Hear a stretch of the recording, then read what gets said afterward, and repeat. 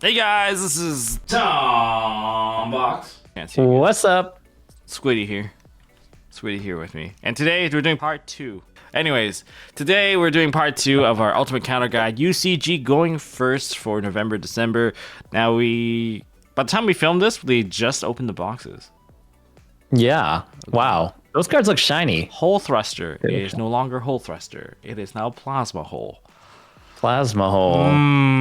Okay. Plasma. Don't forget to check out the previous episode if you guys want to learn how to hit stuff with hand traps. I think there's some parts we may have misspoken about Ghost Ogre, but I still think Ghost Ogre is a pretty good card because it still answers Duo Drive. And Yep. you just need to stop Duo Drive. It's not a cost. It's an effect to detach for Duo Drive. Gigantic Sprite 2.0. Yeah, basically, Ogre is effective if you can land it. But sometimes they can protect it. But if they protect it, they're not playing around Nib. But you're not playing around Nib. You know, you get to this whole cycle of will they, won't they, Nibiru you. But here we go. This is Ultimate Counter Guide. We're going to go across each matchup. I think Crossout Designator can make it a pretty short work because if you're going first, I'm 90% sure that this is essentially what it is across the board. For Crossout Designator. Yeah. You're just counter-siding your opponent's hand traps. That's nothing more than that. But the thing is, most of these decks have very specific hand traps that they use against them. So what are they counter-siding? Snake Eyes. I think you're just Fruas. Perulia. I'm not sure if you want to do this. Some people have found other lines to play around that. Your Imperms. Rolls. Essentially, it's just hand traps. Yeah. Yeah, I guess you run the risk of drawing like the one of Fueros Perulia, but stopping it is so much important. So yeah, dying to one additional hand trap is all that it takes. I mean, someone can build like a minimalistic board, like one invisible interaction, one invisible interaction in the back, and like 2 interaction in the hand, and they still can buy the turn back, and that's the whole point. Tenpai. Yes. Tenpai, if you're going to use this against Tenpai, yeah, it's same thing. It's just every single hand trap, and maybe we throw in Shifter in here because you auto-died a Shifter. Some people side the one Shifter just for the Crossout Designator. Against Ryzeal, I think it's the same stuff. They're just throwing hand traps at you. But I think there's literally. Yeah, no, across the board, it's literally the same stuff. You're just stunning out hand traps. This is going to be a hand trap heavy format. I can't believe it. I love hand traps personally, so I'm excited, but I know not the whole community may agree with me in terms of hand traps.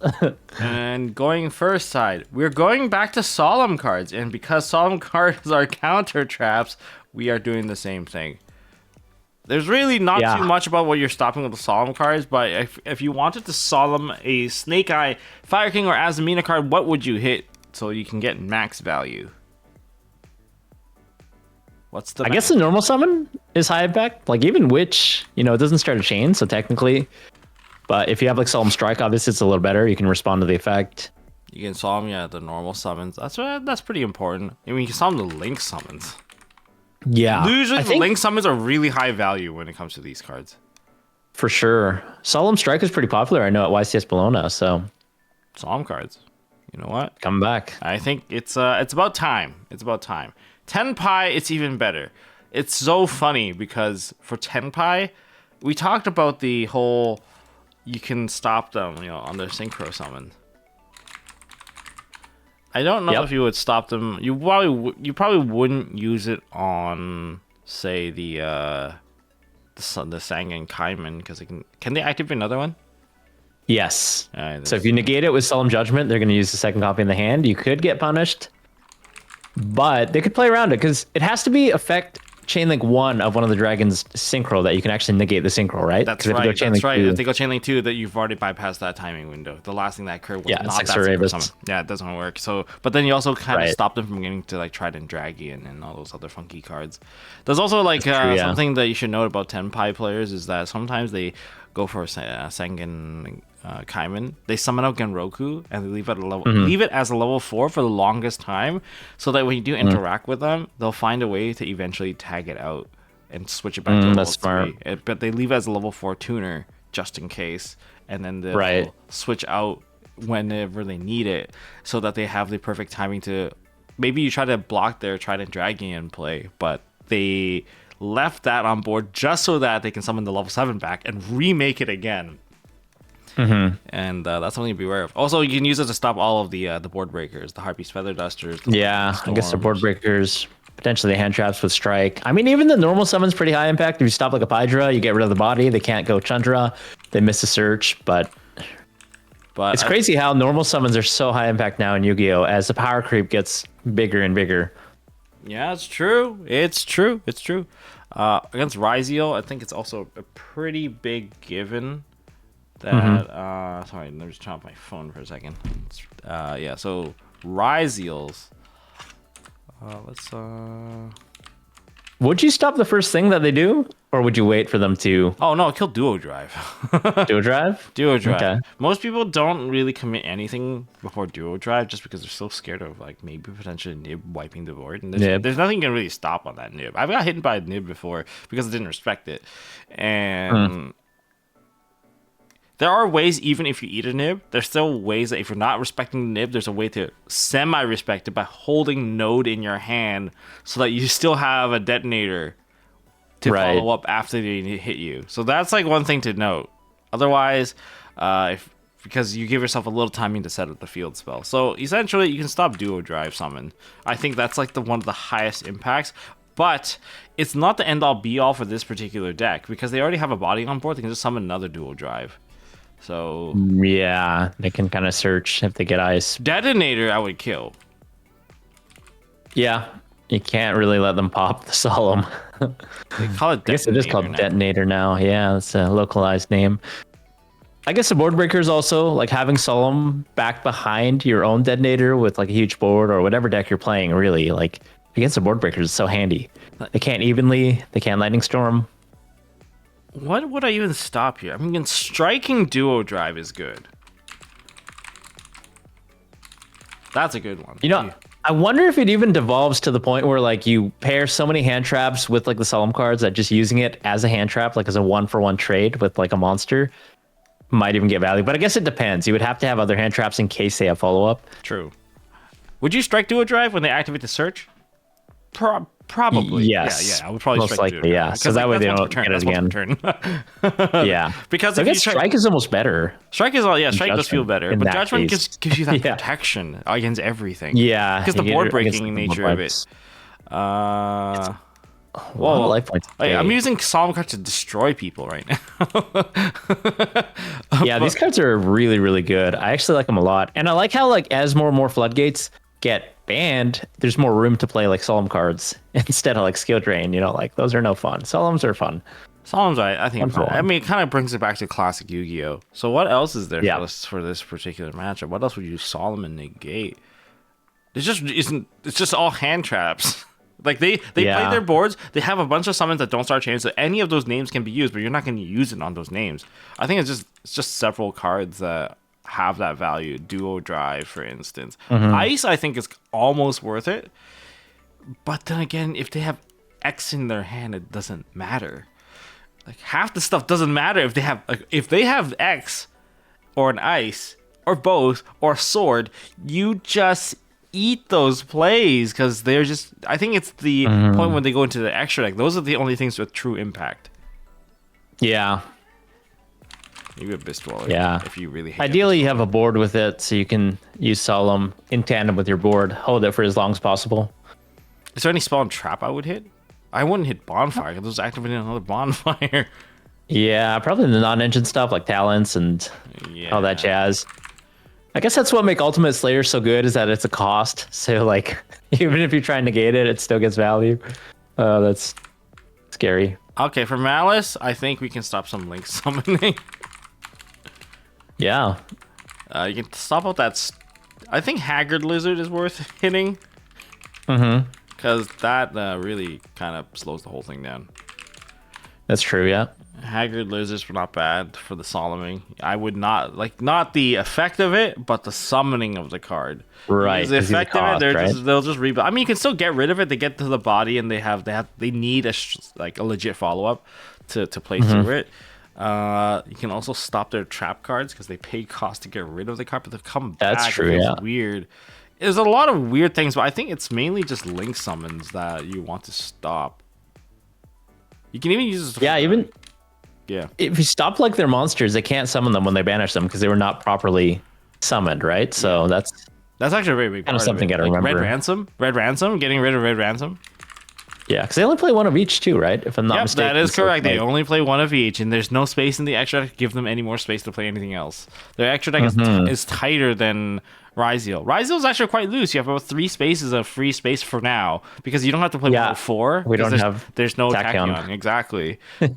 We can play Tornado Dragon. We don't have the Twins of the Eclipse either. So that gives us quite a few spaces. Twins is a 2 of. That's 2 spaces. And you have the 3. So you have at least 3 spaces to work with, which means you can play some good old-fashioned rank 4 toolbox teching. Solemn cards against Bestial Centurion. Kind of the same deal. You can hit their synchro summons, and that actually hurts a lot. That in particular, I think if you can hit like Auxilia or Crimson, I think Auxilia being the main one. If you hit Auxilia, it's just like, oh man, the Geisha Auxilia, getting rid of their first 12 makes it that much harder for them to get anything. Yeah, that hurts so bad. Unless they're super big brain where they go like Chain Link 1, Effective Search, Chain Link 2, Field Spell, Synchro. But no one's that crazy. I mean, they can be. Also, you can stop out Chaos Angels before the Chaos Angels become a problem. Yeah, I think Chaos Angel, if you can't deal with Light Dark Chaos Angel, then you should probably like Solemn that card away. D-Barrier. Again, everything about going first is about stunning people out. D-Barrier in this matchup is really bad. Because there's nothing you truly hit. You can technically call fusions. Okay? That's about it. You can call fusions. It's not a complete loss because the Hallowed Azamina is in the graveyard now. And you can't get it back because they don't cycle it. Yeah. I guess it's not horrible, but you would have to definitely pair it with other stuff. This is like if you main deck it. This is if you main deck the card, okay? Confusion. Tenpai Dragon, let's just say it's a turn skip, but doesn't win you the game necessarily anymore. Nope. But it does keep them a little bit more in check. You get to see one more turn at least. Oh, for sure. You get to stop synchros. They just errata the card so that you can hit links. That's what everyone. That was a meme that was going around when links were revealed. They're like, D-Bear's getting errata to call links, right, guys? Right? Nope. Right. And then, wow, you know what? You can also buy yourself another fancy turn here. Well, it seems like decks are going back to the whole classic move of, hey, we stop one thing. And here's a fun fact. D-Barrier was $80 during its release because Zodiac format XCs. Yeah, it skipped it. It was. Oh, I remember. We had to main deck that card because it was. That's how broken if you get max seed, you set a D-Barrier, and then if they D-Barrier you, you can max seed them back, and then it was like a back and forth between max seed and D-Barrier. Whoever had more won that game. That was like half the feeling, unless someone somehow kaiju slumbered you, and you're like, oh damn, I died. That was a fun format. That was good. That was actually quite interesting. Like, I did a little bit of hand check. Against Bestial Centurion, well, guess what? You can also use it against them too, because they are Synchro deck. We should have included maybe I guess over the past weekend, we just saw the Fiendsmith deck kind of. Fiendsmith, Kashtira. A lot of Fiendsmith deck. Fiendsmith very popular in Europe. Yeah, magical muskets. Like, Fiendsmith suddenly came out of nowhere. We thought the engine was gone, but came back. Did you know I actually kind of like Agnum Day, the Link 3? I love that card. It's so weird. Much. It's the cheapest way to bring back your Desiree. It is legitimately the cheapest way to bring back Desiree. Like, oh, you just need Lacrima bring back. Yeah, it's essentially Lacrima. It's like the summon back effect of Lacrima, and it immediately gets to negate 3 cards on top of it. That's nuts. Yeah, 3 cards, and he gets piercing or something crazy like that. I don't know. It's like something powerful. It was like something that I saw one of our fellow Chimera players like, oh, we're not playing Cross Sheep. I'm like, why not? I'm playing Agnum Day because I'm focusing more on Fiendsmith. I'm like, okay, that's really cool. Focusing on the Fiendsmith, like, oh, what do you do? Make Agnum Day. So when I get to Lacrima and I manage to do the shuffle back play, so activate Lacrima Engrave effect, summon back Agnum Day, and then on the end phase, and then immediately on the main phase, activate the Agnum Day, summon back to Desiree on the board and equip it right away. I'm like, Yeah, that's actually a very cheap way to constantly cycle that card. Because once you get Agnum Day in the graveyard, cool. You get Lacrima to cycle the card now. And every single time you drop the Lacrima across Scarlet Tears in the grave, you get to just cycle the card. Ugh, imagine if we had the other Lacrima. Oh, yeah, of course. If we had the other Lacrima, it's a different story entirely. Floodgates. Yeah. How good are Floodgates against this particular deck? It's actually really strong. There's so many strong options here. I'm just going to call it out. Rivalry of Warlords. Is it good? Yeah. Yeah, it's good enough. Gozen Match. Not good. Nightmare Phoenix. Not great, yeah. Nightmare Phoenix becomes a problem. Anti-spell fragments is always going to be good because you have so many spells and people just want to sack the card anyway. Skill Drain. Very annoying. TC Boo, also very annoying. So this is the amount of floodgates you can hit in terms of your Snake Eyes, Fire King, Azamina. I love floodgates. Floodgates. I'm only gonna give this option to it. Not your best option against Tenpai because of post side. They expect some level of board breaking, and if they have Lightning Storm, Feather Duster, one of the back row wipers, then you are not gonna survive. So just beware of this, I would say. That. Just beware of that. Just something conditional for us. But if you were to put them under a floodgate, of course, Deepberry being the best one, but you know, there can be only one. It's probably your best choice. Anti-spell's also not bad. Yeah, it's not horrible. Because you have something to back it up. Yeah, they need to be able to find some way to put the spells on board, and that's hard. Yep. Just gotta stop the Black Rose, and you're good. Essentially that. Skill Drain also works, but yeah, it's also functional. There's tons of things, but it's of course conditional that they don't blow up your board first. That's the caveat. Ryzeal has they have Light, Pyro, Fire, Thunder. So they suffer for every single different floodgate.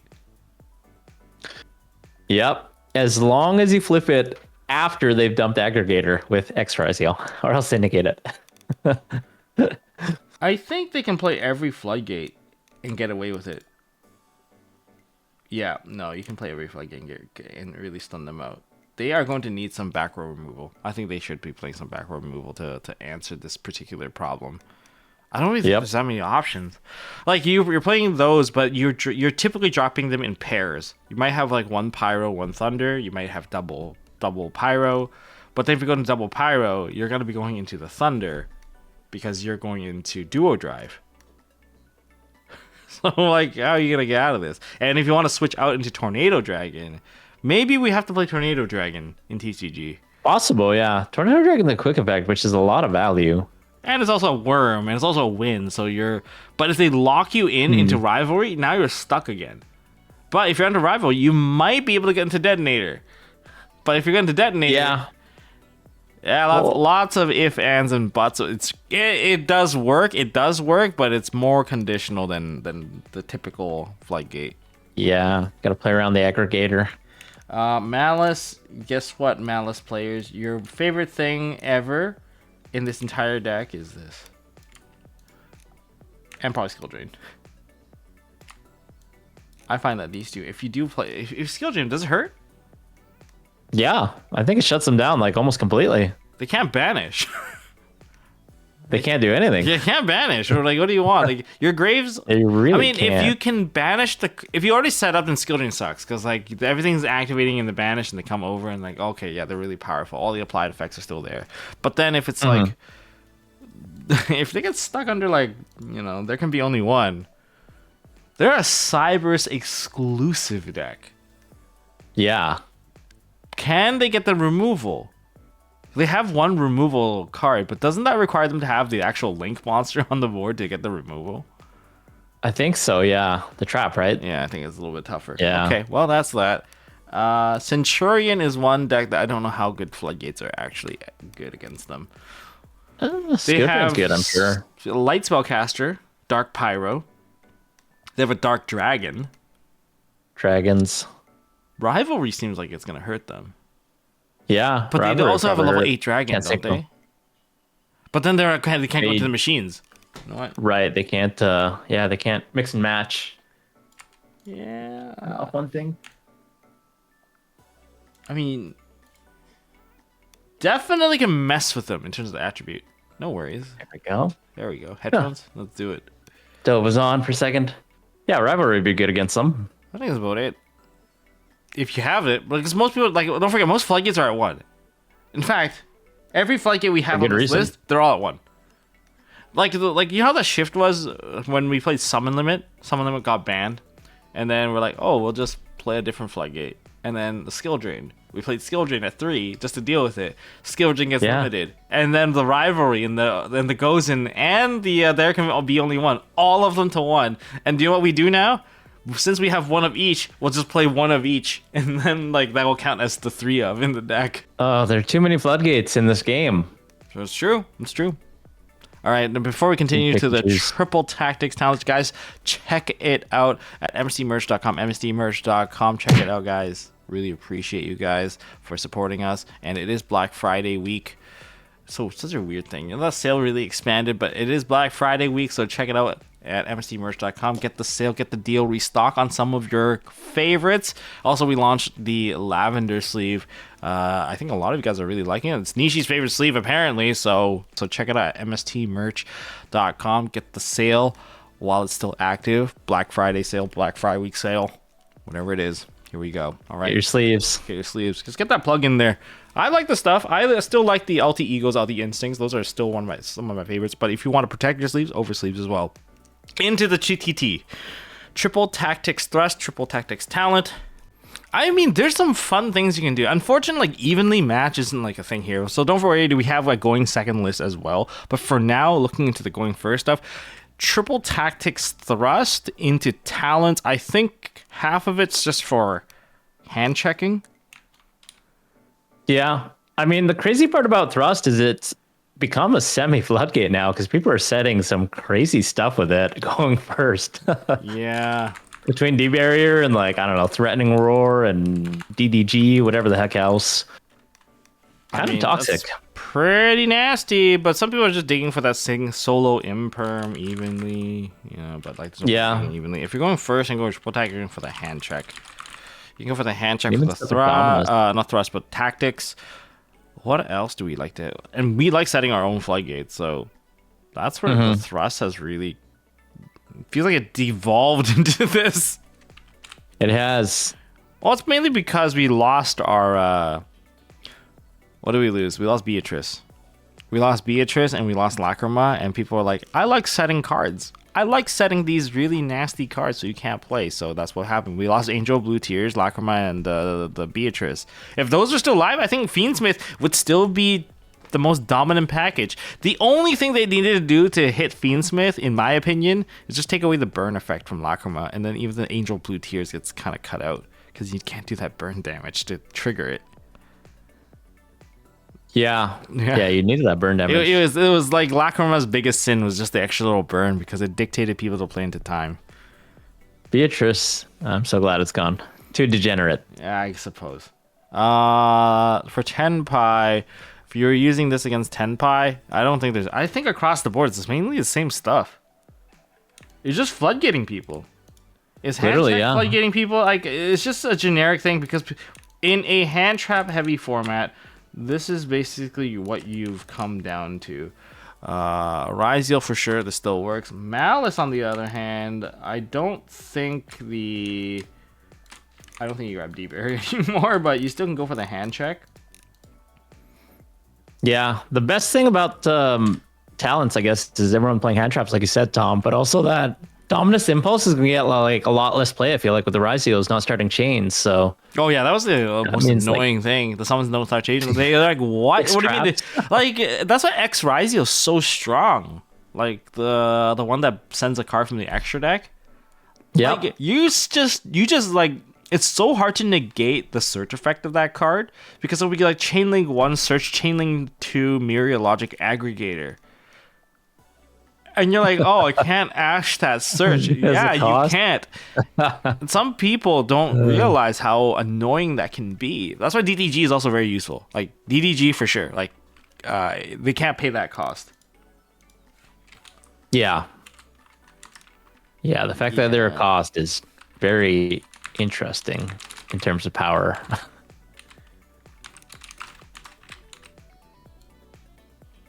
Getting DPG on them is actually legitimately pretty annoying. Malice, of course, powerful. Very strong. TDT, same stuff. I don't think anything really changes here.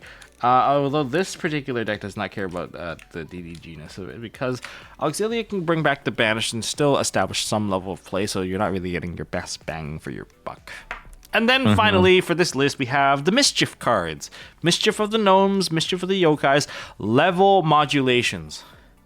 Level modulations, yeah. Thoughts on, well, first of all, there's no point modding a Snake Eye deck.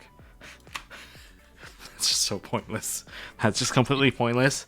But level modulating against Tenpai. I mean, this is like the overlap, because like they're playing this stuff just to deal with the Ryzeal, because Ryzeal is a little bit more level restrictive when it comes to the Xyz that they're allowed to play. They have to play rank 4s. Yeah, locked into 4s. What are we doing with Tenpai? How bad is it to get hit by one of these things? If I change your level by 1 in Tenpai, change your whole hand, your monsters are now level 2s and 3s. So that's a 2+3. It gives you 5, so you can't even Synchro Summon into anything. Unless they play Malong, which is like Ultimate Slayer target. I'm not completely convinced that they're going to die. It's almost like a D-barrier. I think it in a sense, work. Right? It does feel like it does work against them. I'm not convinced that they're completely going to die, because they can still link off their monsters. They do have a link package. And therefore, just beware of links. Yeah, it's kind of like if you D-barrier them, which is cool, because this card is... You can do it again, right? Mischief of the Gnomes, you can banish it from the graveyard to do the exact same thing. Mess with them again. Like 2 turns. Yeah, just don't go into the battle phase accidentally. Too early. Yeah, even if they go 2+3+2, that's Button Dragon, but then they can't do anything after that. That's true. So they can make 1 level 7 with like 3 monsters. They can still go to the 10. They just lost everything going to that 10. I think it's a fantastic card. You really just mess with the opponent. Okay, well... Yeah, it's more than 1 turn. It's crazy. I'm so glad that Beatrice is banned, because like sending Mischief of the Gnome seems crazy. Oh yeah, you don't even need to actually set it up, because you just drop it in there. You can just pay for cost, and you can still chain it right away. This card also skips Ryzeal turns pretty hard. Sure, they can still swing at you. Oh, note that certain cards in Ryzeal don't let anything but the rank 4s attack. That is one of the restrictions that some people may have overlooked. I think it's one of the spell cards that don't let you attack. It might be Plug. Interesting. Okay. Yeah, you cannot attack with anything but rank 4s. So that's going to be a very heavy misplay, illegal play that occur that's going to steal a game off of somebody. They skip their battle phase. So make sure you guys hit the like button right now, because I reminded you of something that you need to pay attention to. They reminded you of something that'll prevent you from losing. I just don't want you guys to lose to unfair games. That's what that was the mission of this channel way back in the day. Don't lose the games that you don't deserve to lose. Make sure you resolve these emptiness right. Right? Just gotta flip it over. But I was thinking like Stygian Dirge is another floodgate, but then I remembered X-Ryzeal just sends Aggregator, and like that entire thing gets negated. So you need something that does. You need something that doesn't stick on the board. Yeah, that's actually one of the. I can't believe it's 2 turns. That's crazy. 2 turns seems nice. Okay, D-barrier for 2 turns. Double D-barrier. But it only works against several matchups here. It does work against Bystials too. If you're playing Synchros or Xyz, well, guess what? These cards are... You can mess them up. Yeah, you can really throw them off their rhythm. I think it's great. People need a game plan for this. If they don't expect it, like, they just don't know what to do. It's like a deer in headlights. You give them like a 3 and a 6.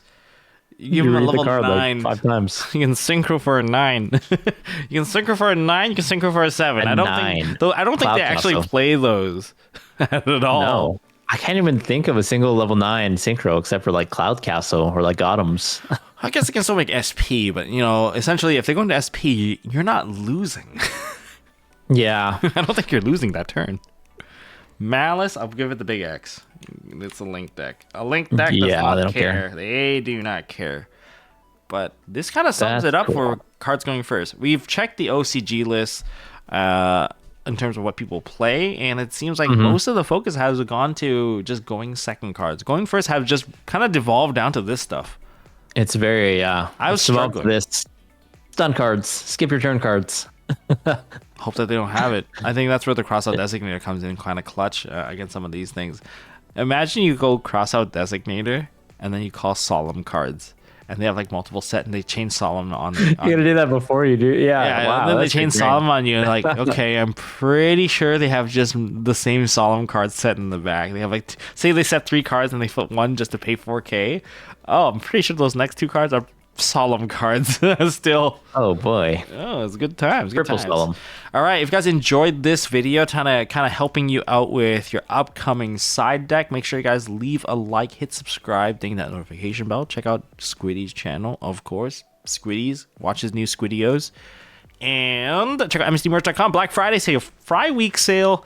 Get your stuff, organize your collection. The holidays are coming up. We're gonna have some free time, and if you've got a collection that you've been kind of leaving behind, collecting more and more cards, and those box dividers are there to help you save some money, make some money, because you can sort out all your extras and I'm gonna flip them at the store. All right, that's all I have for this one. There's gonna be a part 3 for the going second stuff that you're probably gonna want to pick up, so stick around. I'll see you all in the next one. Yeah.